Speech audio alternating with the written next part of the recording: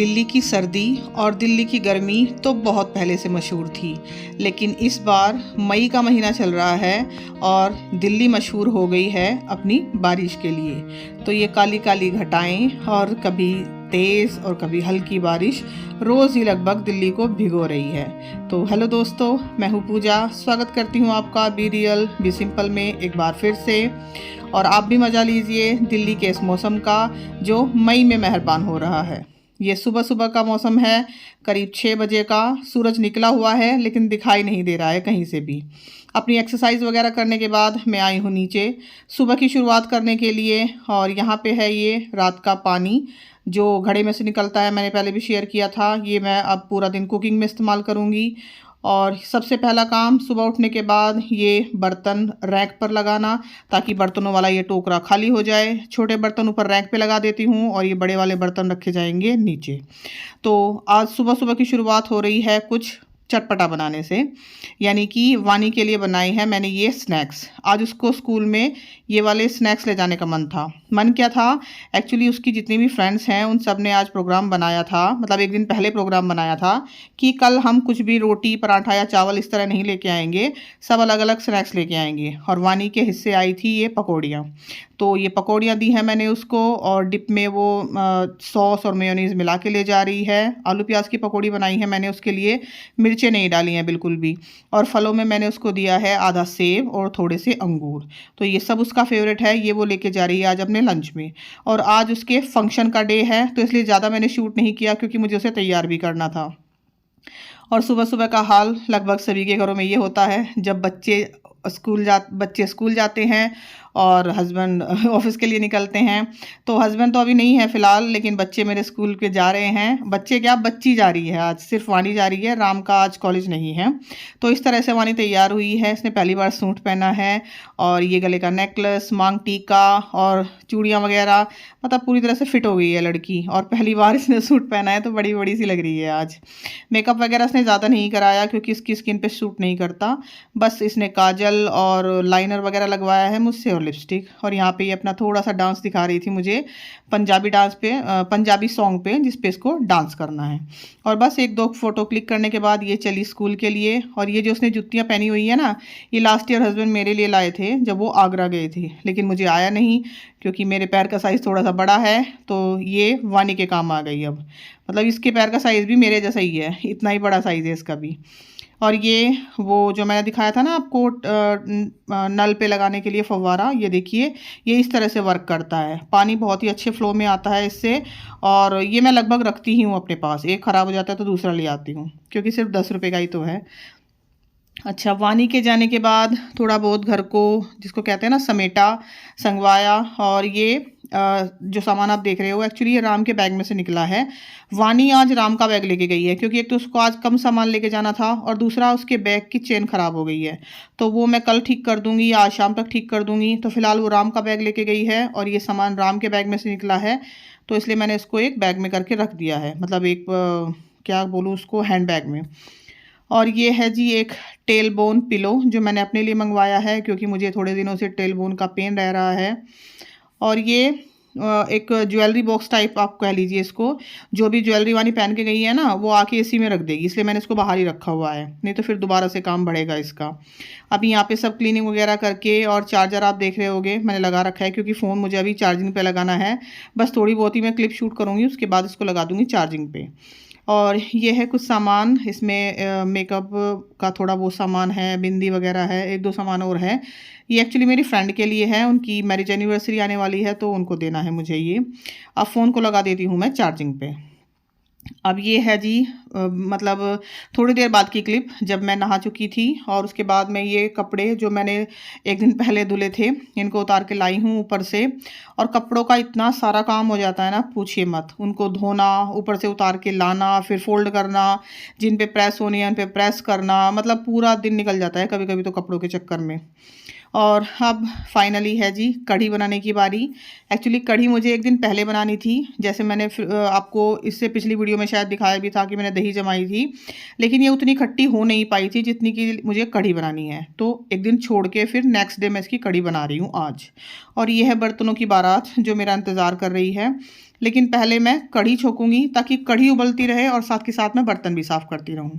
लेकिन इस बीच में अपने लिए करीब 2-3 मिनट का टाइम निकाल के बैठूंगी और पहले मैं पीऊँगी पानी। और यहाँ पे मैंने ला के रखी है ये सिलाई मशीन, क्योंकि 1-2 कपड़े पड़े हुए हैं जो उधड़ जाते हैं ना, उन पे सिलाई लगानी है, तो उसके लिए मैंने रखी है। रोज़ भूल जाती हूँ नहीं तो, इसलिए मैंने मशीन निकाल के यहाँ रख दी ताकि सामने दिखेगी तो मैं टाइम निकाल के उन कपड़ों को मतलब सिलाई कर लूँगी, ठीक कर लूँगी उनको। और सबसे बड़ा काम पड़ा है ये पर्दों का, मतलब पर्दे करीब करीब ये समझ लीजिए कि मैंने 2-3 महीने से धोए नहीं हैं, मुझे पर्दे धोने हैं। तो ये एक बहुत बड़ा काम पड़ा हुआ है। यही मैं आप लोगों को दिखा रही हूँ कि घर के काम कभी ख़त्म नहीं हो सकते, मतलब कभी छोटा या कभी बड़ा, एक ना एक काम रहेगा ज़रूर। और ये सिलाई मशीन करीब 12 से 13 साल पुरानी है। हाँ, वानी के पैदा होने से पहले ली थी मैंने। उषा की सिलाई मशीन है ये, मतलब मेरी है लेकिन कंपनी उषा की है। और यहाँ पे अब आराम से बैठ के पीऊँगी अपना पानी, और घूंट घूंट करके पानी पी रही हूँ ताकि पानी भी पिया जाए और करीब 5 मिनट का बीच में मुझे रिलैक्स भी मिल जाए। बस इसी तरह से आप लोग भी बीच बीच में छोटे छोटे ब्रेक लेते रहिए, लंबा ब्रेक नहीं लेकिन 5-7 मिनट का ब्रेक बनता है। अब आई हूँ फाइनली किचन में और आंखों में लग रहा है मेरे को, मतलब कहते हैं ना प्याज का पानी, तो आंखों में मेरे पानी आ रहा है प्याज की वजह से, प्याज काटी है ना इस वजह से।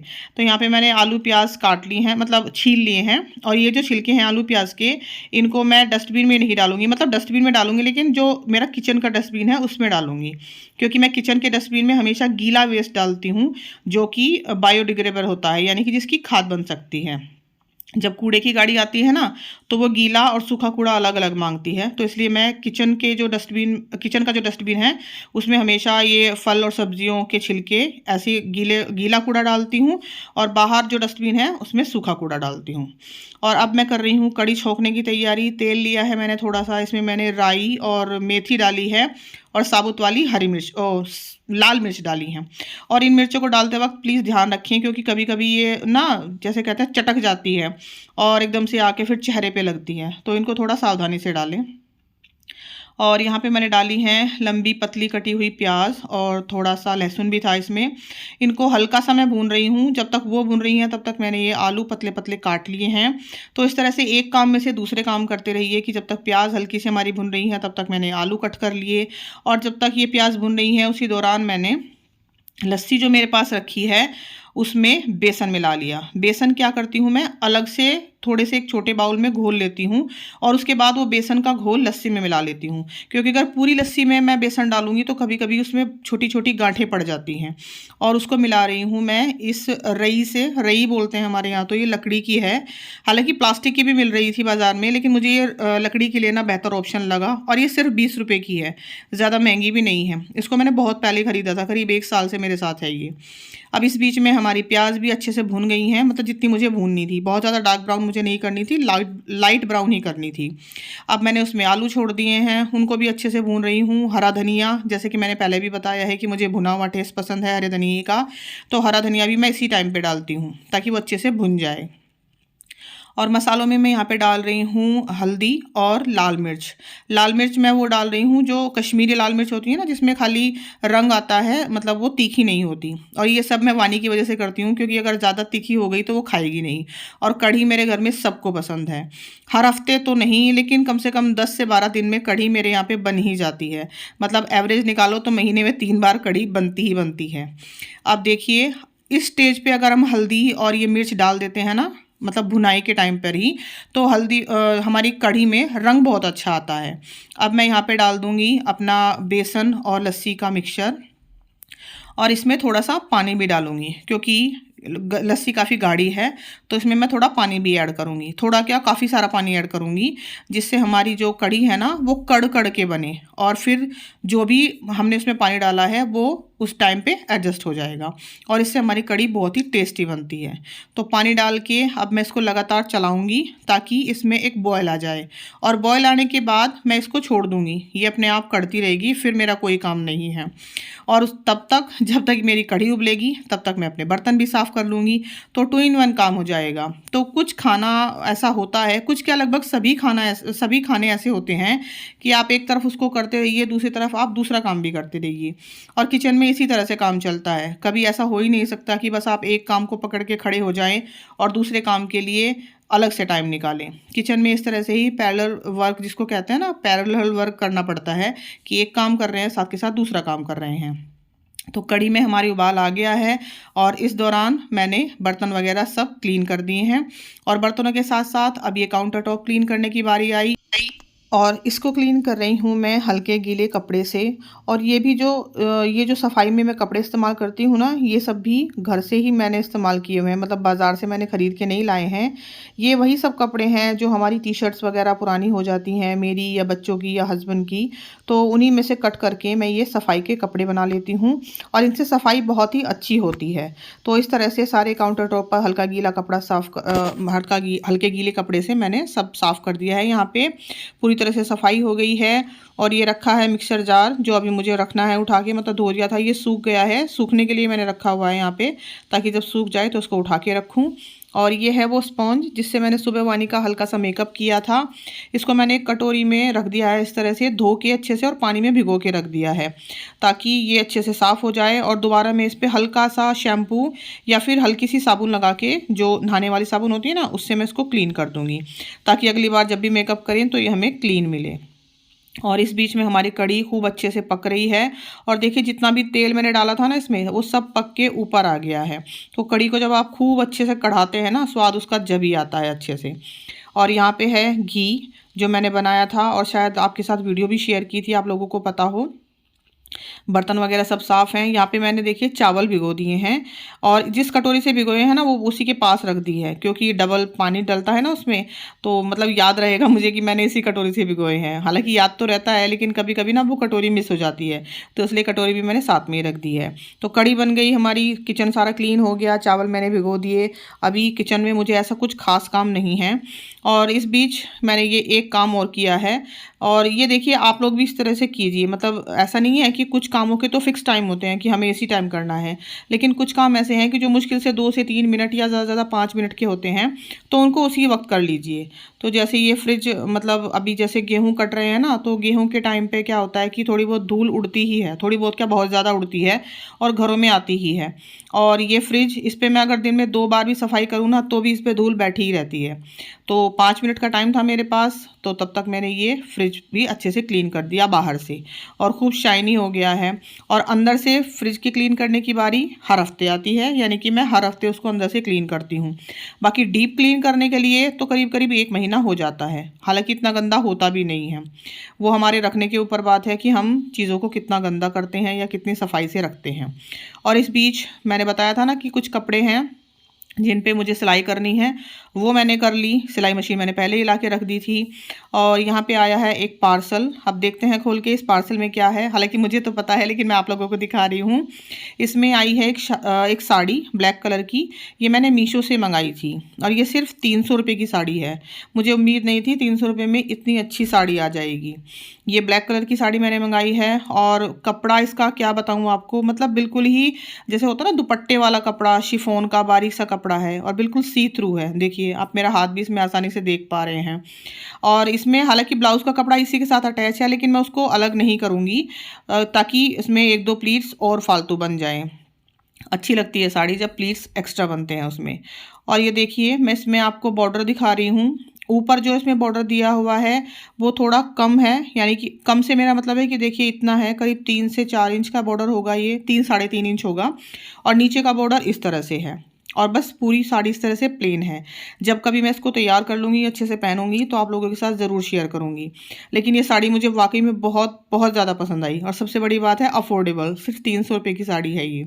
जब पूरी तरह से तैयार हो जाएगी तो दिखाऊंगी आप लोगों को। अभी मुझे इसका ब्लाउज़ भी लाना है, और इसके लिए फॉल भी लाना है, तो अभी तो टाइम लगेगा इसको तैयार करने में। और फॉल भी मुझे लग रहा है इसके लिए मुझे ऐसा गोल्डन कुछ ऐसा ही लाना पड़ेगा, नहीं तो वो भी इसके नीचे से दिखेगा, क्योंकि इतनी ज़्यादा ट्रांसपेरेंट ये साड़ी है। और मैंने पहले कभी ऐसी कोई साड़ी पहनी नहीं है, पहली बार मैं ट्राई करूँगी। लेकिन मुझे वाकई में इसका कपड़ा और इसका लुक बहुत ज़्यादा पसंद आया, मतलब मैं इसको अपनी तरफ से थम्स अप दूँगी, और वो भी 300 रुपये में। मेरा ये सब काम निपटा ही था दोपहर का, इतने में आ गई वानी स्कूल से। और वो थोड़ी सी चिड़ी हुई है, हालांकि मतलब इसलिए चिड़ी हुई है क्योंकि गर्मी लग रही है उसको इस सूट में, उसे जल्दी से जल्दी चेंज करना है। बाकी मेकअप वगैरह, ज्वेलरी और वो चोटी वगैरह तो उसने सब उतार दिए थे, उससे पहने नहीं जा रहे थे। फर्स्ट टाइम पहना था ना शायद, इसीलिए उसको थोड़ा सा अनकम्फर्टेबल लग रहा था। देखो आँख दिखाइए, यानी आईज में आपके काजल रह गया थोड़ा थोड़ा सा, कोई बात नहीं, हो जाएगा। लगी है क्या खाएगी? कड़ी चावल। और लंच तैयार हो गया था। अपने कपड़े वगैरह चेंज करने के बाद, यानी कि अपने कंफर्टेबल कपड़ों में आने के बाद, वानी ने खाए अपने कड़ी चावल। वानी ने क्या, हम सब ने ही खाए। और उसको कड़ी चावल बहुत ज़्यादा पसंद है और हम सबको भी बहुत ज़्यादा पसंद है।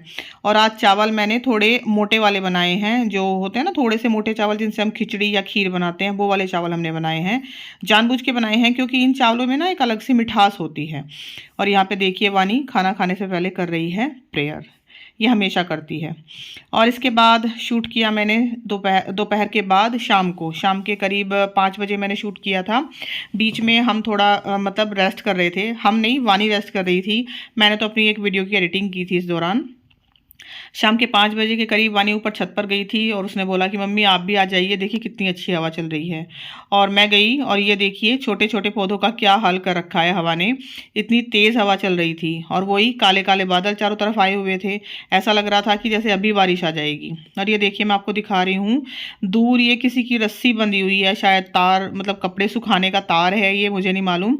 लेकिन ये देखिए आप कितनी तेज़ हवा है कि मतलब इसका ना बिल्कुल चक्कर चक्र घुमा हुआ है इसका, इतनी तेज़ हवा चल रही है। और आसपास की चीज़ें, मतलब पेड़ पौधे, बहुत ही मतलब बुरी तरह से हवा चल रही है। ये देखिए आप वानी को भी देख सकते हैं। बुरी तरह से क्या कहूँ, अच्छी तरह से ही कहूँगी, क्योंकि इस हवा ने मौसम बहुत ही सुहावना किया हुआ है। हाँ बारिश नहीं आई है, बस इतना शुक्र रहा है, लेकिन आ सकती है कभी भी, क्योंकि देखिए पूरा आसमान काले बादलों से भरा हुआ है। और इतनी ज़ोर ज़ोर से बादलों की आवाज़ आ रही है ना, अगर मैं वॉइस ओवर नहीं कर रही होती तो आपको रियल आवाज़ सुनाती। और बिजली भी चमक रही है साथ साथ में। और ये देखिए पेड़ों को, मतलब पेड़ों को तो पूरी, जिसको कहते हैं ना कि झूमने की आज़ादी मिली हुई है, इतनी अच्छी हवा चल रही है।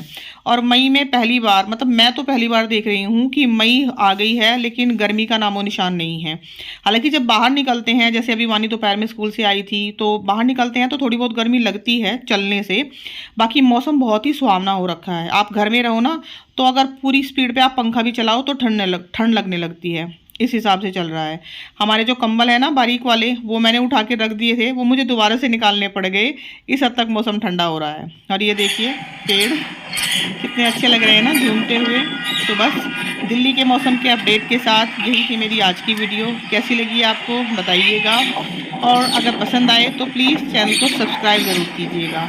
और बताइएगा आप भी दिल्ली के इस मौसम का मज़ा ले रहे हैं या नहीं। चलती हूँ, दोबारा मिलूँगी आपसे जल्दी ही। Thank you so much for watching.